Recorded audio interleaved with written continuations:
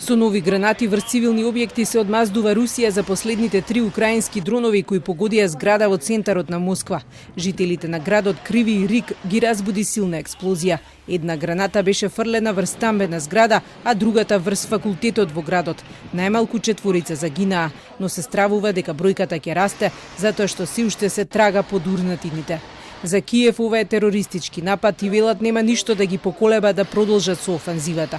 Но за тероризам обвинува и Русија, откако 2 пати за една недела до Москва стигнаа украинските дронови. Очевидно, что меры безопасности и так усилены, и так предпринимаются все возможные меры для того, чтобы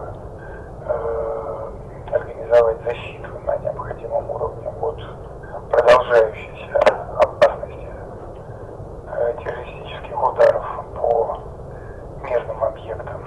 Русија продолжува да ја продава психологијата дека киевскиот режим е во тешка ситуација, затоа што, како што вели Песков, контраофанзивата не оди според планот. Но според аналитичарите, ниту на Москва не и оди баш најдобро, со оглед на тоа што е немоќна и пред најслабите дронови испратени од Киев.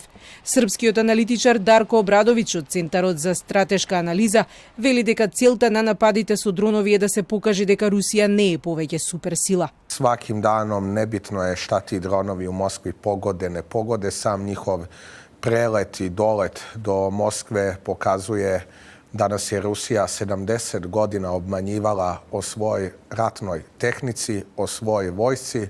Oni su nas lagali da su moćni i svemogući, a jedan dron sa karakteristikama slabijim od aviona iz Prvog svjetskog rata ne mogu da izađu na kraj s njim. I to je dakle jasna poruka. Украина продолжува со жестоката контраофанзива.